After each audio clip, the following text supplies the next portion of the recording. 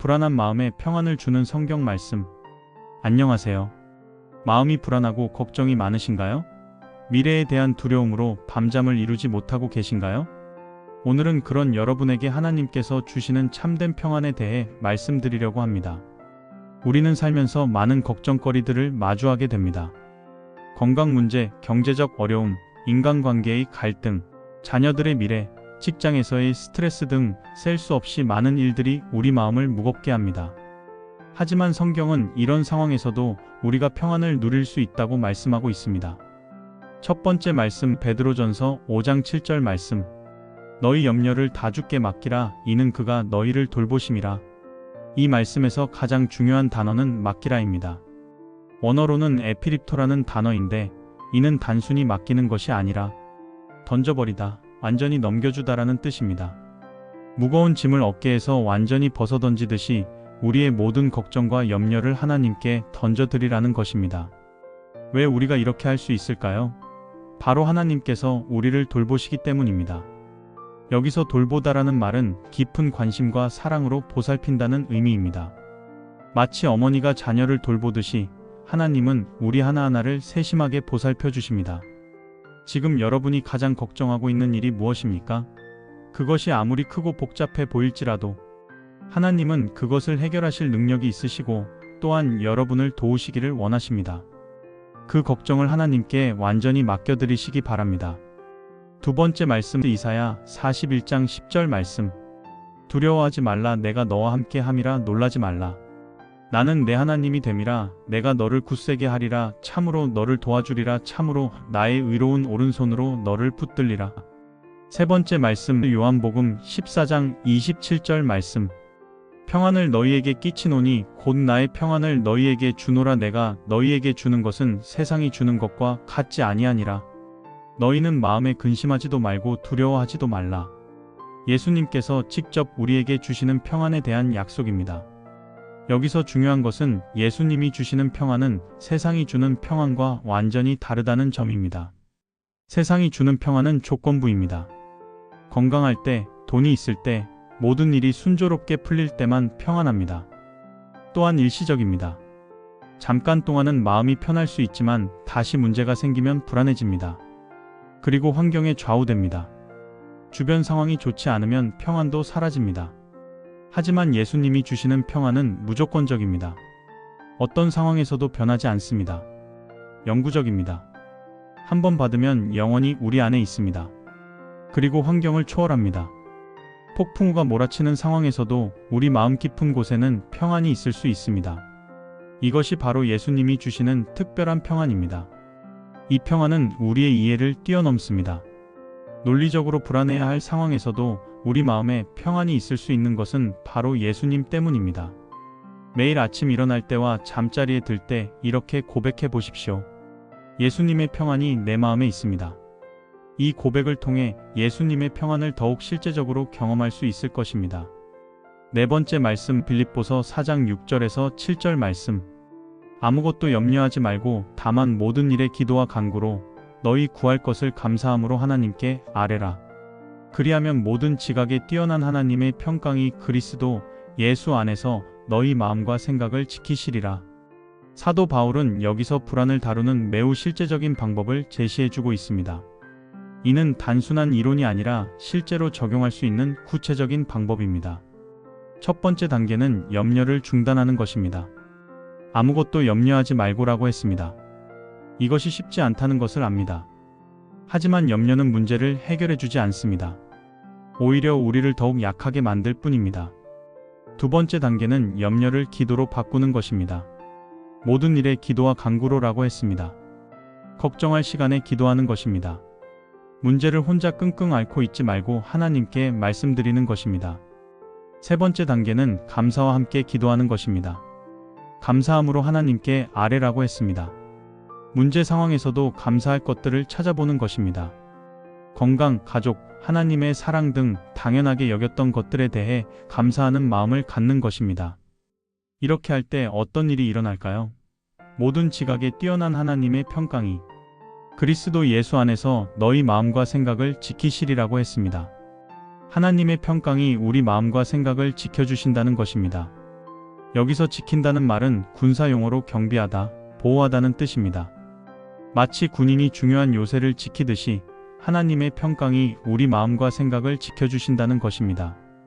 실제로 이 방법을 적용해 보십시오. 염려가 생길 때마다 즉시 기도로 바꾸십시오. 걱정하는 시간을 기도하는 시간으로 바꾸십시오. 그리고 감사할 것들을 찾아서 하나님께 감사를 드리십시오. 이렇게 할 때 여러분도 하나님의 놀라운 평강을 경험하게 될 것입니다. 다섯 번째 말씀, 이사야 26장 3절 말씀. 주께서 심지가 견고한 자를 평강하고 평강하게 지키시리니 이는 그가 주를 신뢰함이니이다.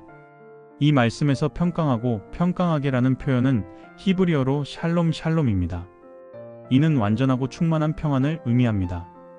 부족함이 없는 완벽한 평안, 넘치고 넘치는 평안을 말하는 것입니다.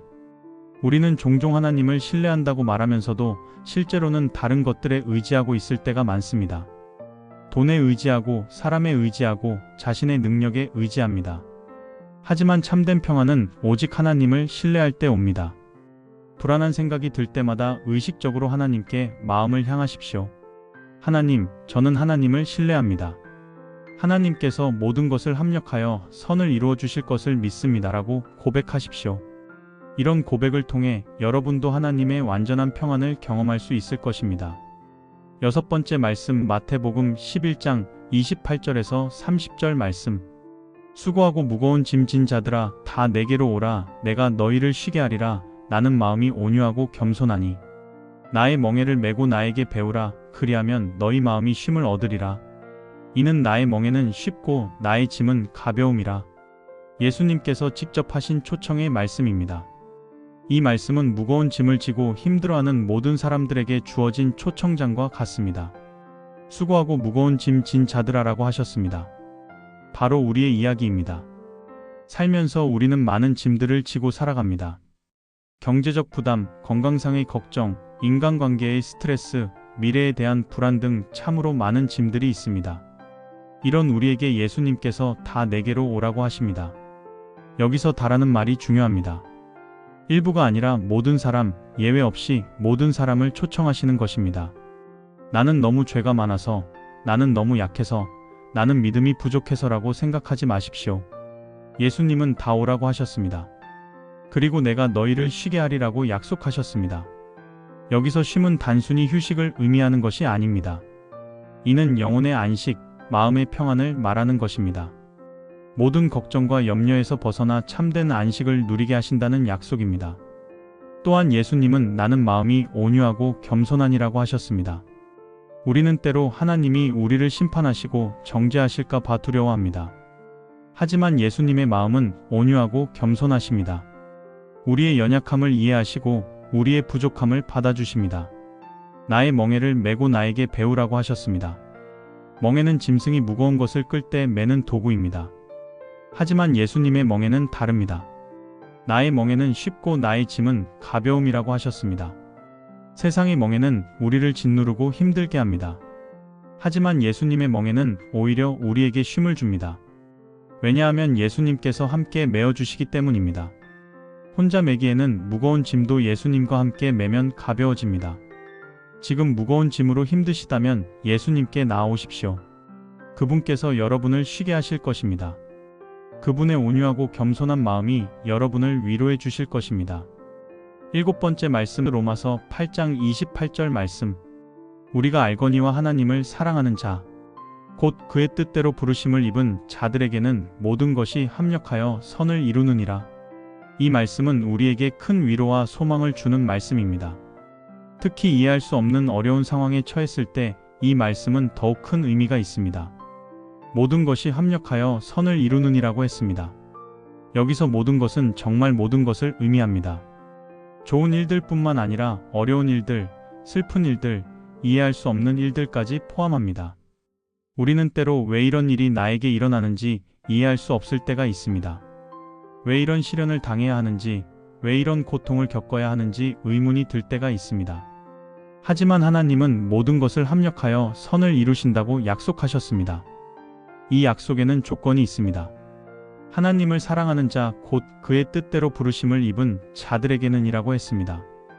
하나님을 사랑하고 그분의 뜻을 따라 사는 사람들에게 주어지는 약속입니다. 지금 이해할 수 없는 어려운 상황에 있으시다면 이 말씀을 기억하시기 바랍니다. 하나님께서 모든 것을 합력하여 선을 이루실 것입니다. 지금은 보이지 않더라도 하나님의 선한 계획이 있다는 것을 믿으시기 바랍니다. 8번째 말씀 시편 23편 1절에서 4절 말씀. 여호와는 나의 목자시니 내게 부족함이 없으리로다. 그가 나를 푸른 풀밭에 누이시며 쉴만한 물가로 인도하시는도다. 내 영혼을 소생시키시고 자기 이름을 위하여 의의 길로 인도하시는도다. 내가 사망의 음침한 골짜기로 다닐지라도 해를 두려워하지 아니할 것은 주께서 나와 함께 하심이라. 주의 지팡이와 막대기가 나를 안위하시나이다. 시편 23편은 많은 사람들에게 사랑받는 말씀입니다. 특히 어려운 시기에 큰 위로가 되는 말씀입니다. 다윗은 하나님을 목자에 비유했습니다. 여호와는 나의 목자신이라고 고백했습니다. 목자는 양들을 돌보는 사람입니다.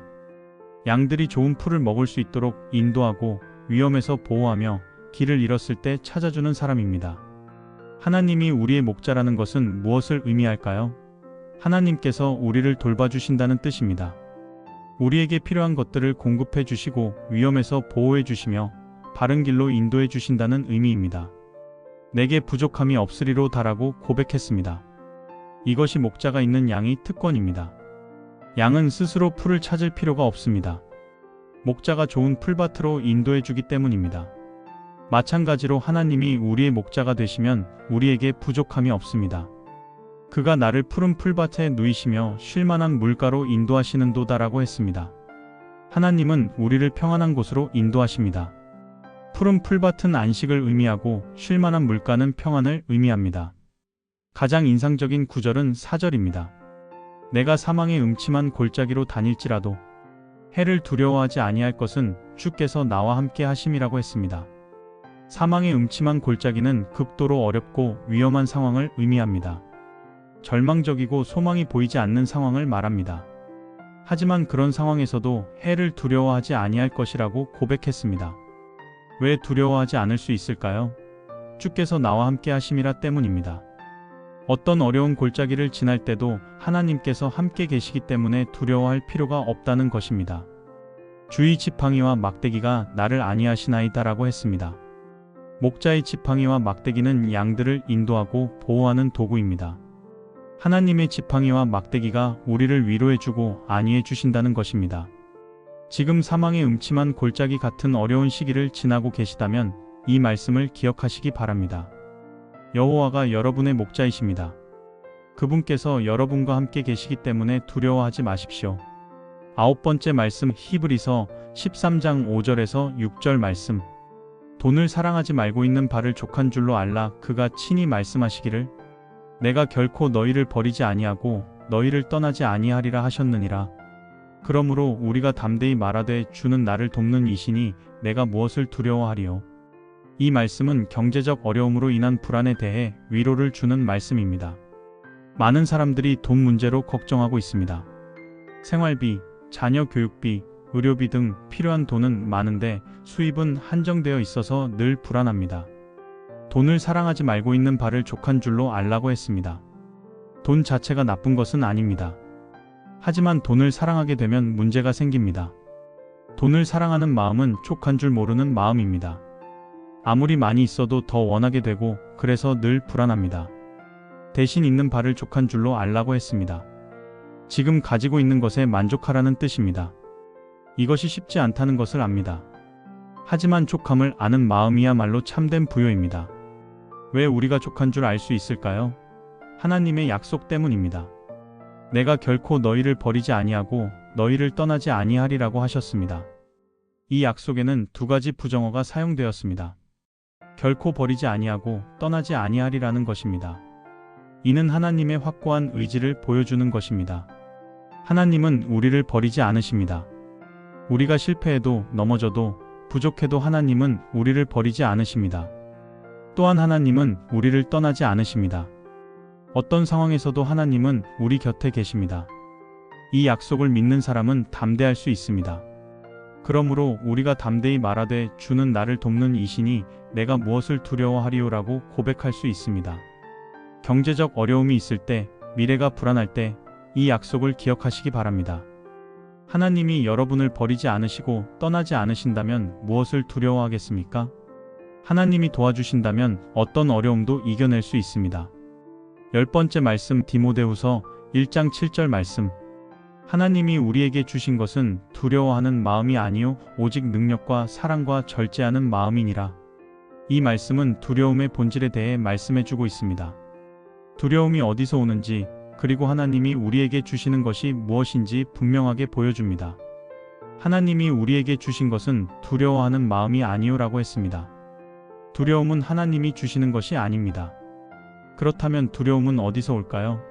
두려움은 사탄이 우리에게 심어주는 것입니다. 사탄은 두려움을 통해 우리를 약하게 만들고 하나님에 대한 믿음을 흔들려고 합니다. 11번째 말씀 시편 46편 1절에서 3절 말씀. 하나님은 우리의 피난처시요 힘이시니 환난 중에 만날 큰 도움이시라. 그러므로 땅이 변하든지 산이 바다 가운데로 옮겨지든지 우리는 두려워하지 아니하리로다. 바닷물이 솟구쳐 흐르며 그 넘침으로 산이 흔들릴지라도 우리는 두려워하지 아니하리로다. 이 시편은 극도의 위기 상황에서도 하나님을 의지하는 믿음을 보여주는 말씀입니다. 여기서 묘사하는 상황들은 상상할 수 없을 정도로 극한 상황들입니다. 하나님은 우리의 피난처시요 힘이시니 환난 중에 만날 큰 도움이시라고 했습니다. 여기서 하나님을 세 가지로 묘사하고 있습니다. 첫째, 피난처입니다. 피난처는 위험할 때 숨을 수 있는 안전한 곳입니다. 폭풍이 몰아칠 때 피할 수 있는 견고한 요새와 같습니다. 하나님이 우리의 피난처가 되신다는 것은 어떤 위험 속에서도 하나님 안에서 안전을 찾을 수 있다는 뜻입니다. 둘째, 힘입니다. 우리가 약할 때 하나님이 우리의 힘이 되어 주십니다. 혼자서는 감당할 수 없는 일도 하나님의 힘으로는 할 수 있습니다. 셋째, 환난 중에 만날 큰 도움입니다. 특히 환난 중에라는 표현이 중요합니다. 하나님은 환난이 없을 때만 도와주시는 분이 아닙니다. 오히려 환난 중에 더욱 큰 도움이 되어 주시는 분입니다. 그러므로 시편 기자는 담대하게 고백합니다. 땅이 변하든지 산이 바다 가운데로 옮겨지든지 우리는 두려워하지 아니하리로다. 땅이 변한다는 것은 우리가 딛고 서 있는 기반이 흔들린다는 뜻입니다. 산이 바다로 옮겨진다는 것은 불변할 것 같던 것들이 완전히 뒤바뀐다는 의미입니다. 이런 극한 상황에서도 우리는 두려워하지 아니하리로다라고 고백할 수 있는 이유는 하나님 때문입니다. 바닷물이 솟구쳐 흐르며 그 넘침으로 산이 흔들릴지라도 우리는 두려워하지 아니하리로다라고 했습니다. 이는 더욱 극한 상황을 묘사하는 것입니다. 하지만 그런 상황에서도 두려워하지 않는다고 고백합니다. 이 고백이 가능한 이유는 하나님이 우리의 피난처, 힘, 도움이 되시기 때문입니다. 환경이 아무리 악화되어도, 상황이 아무리 절망적으로 보여도 하나님이 계시기 때문에 우리는 두려워하지 않을 수 있습니다. 지금 여러분의 상황이 아무리 어려워 보여도 하나님이 여러분의 피난처가 되어 주실 것입니다. 하나님이 여러분의 힘이 되어 주실 것입니다. 하나님이 환난 중에 큰 도움이 되어 주실 것입니다. 12번째 말씀 잠언 3장 5절에서 6절 말씀. 너는 마음을 다하여 여호와를 신뢰하고 내 명철을 의지하지 말라. 너는 범사의 그를 인정하라. 그리하면 내 길을 지도하시리라. 이 말씀은 불안한 마음을 다루는 근본적인 해결책을 제시해주고 있습니다. 불안의 뿌리는 종종 우리가 잘못된 것에 의지하는 데 있습니다. 너는 마음을 다하여 여호와를 신뢰하고라고 했습니다. 여기서 마음을 다하여라는 표현이 중요합니다. 이는 전심으로, 완전하게, 부분적이 아니라 전적으로 신뢰하라는 뜻입니다. 우리는 때로 반쪽 신뢰를 합니다. 하나님도 믿고 다른 것도 믿습니다. 하나님께도 기도하고 동시에 다른 방법들도 찾습니다. 하지만 성경은 마음을 다하여, 즉 전적으로 신뢰하라고 말씀합니다. 내 명철을 의지하지 말라고 했습니다. 명철은 우리의 이성, 지혜, 판단력을 의미합니다. 하나님은 우리에게 이성을 주셨고 그것을 사용하라고 하셨습니다. 하지만 그것에만 의지하지는 말라는 것입니다. 우리의 이성과 판단력은 제한적입니다. 우리는 미래를 알 수 없고 모든 상황을 파악할 수 없습니다. 때로는 우리가 옳다고 생각하는 것이 틀릴 수도 있습니다. 그래서 우리의 명철에만 의지하면 불안해집니다. 대신 무엇을 해야 할까요? 너는 범사의 그를 인정하라고 했습니다. 범사는 모든 일을 의미합니다. 큰 일뿐만 아니라 작은 일에서도, 기쁜 일뿐만 아니라 어려운 일에서도 하나님을 인정하라는 것입니다. 하나님을 인정한다는 것은 하나님이 주권자이심을 인정하는 것입니다. 하나님이 모든 것을 아시고 모든 것을 통제하고 계신다는 것을 믿는 것입니다. 이렇게 할 때 어떤 일이 일어날까요? 그리하면 내 길을 지도하시리라고 약속하셨습니다. 하나님께서 우리의 길을 지도해 주신다는 것입니다. 우리가 어떻게 살아야 할지, 어떤 결정을 내려야 할지, 어떤 길로 가야 할지를 하나님께서 인도해 주신다는 약속입니다. 미래가 불안하고 어떻게 해야 할지 모르겠다면 이 말씀을 따라 해보시기 바랍니다. 마음을 다하여 하나님을 신뢰하고 자신의 명철에만 의지하지 말고 범사의 하나님을 인정하십시오. 그러면 하나님께서 여러분의 길을 지도해 주실 것입니다. 오늘 우리는 불안한 마음에 평안을 주는 12개의 성경 말씀을 함께 살펴보았습니다. 이 말씀들은 단순한 위로의 말이 아닙니다. 하나님께서 우리에게 주시는 확실한 약속들입니다. 이 모든 약속들은 여러분을 위한 것입니다. 지금 이 순간 불안하고 걱정이 많으신 여러분을 위해 하나님께서 준비해 두신 선물들입니다. 이 말씀들을 단순히 듣기만 하지 마시고 실제로 적용해 보시기 바랍니다. 염려가 생길 때마다 하나님께 맡기시기 바랍니다. 두려움이 찾아올 때마다 하나님의 약속을 기억하시기 바랍니다. 불안할 때마다 기도로 나아가시기 바랍니다. 하나님의 말씀은 살아있고 운동력이 있습니다. 이 말씀들이 여러분의 마음에 심어져서 참된 평안의 열매를 맺게 되기를 축복합니다. 마지막으로 이 말씀을 드립니다. 평강의 하나님이 친히 너희로 온전히 거룩하게 하시고 또 너희의 온 영과 혼과 몸이 우리 주 예수 그리스도께서 강림하실 때에 흠없게 보존되기를 원하노라. 하나님의 평강이 여러분과 함께 하시기를 축복합니다. 감사합니다.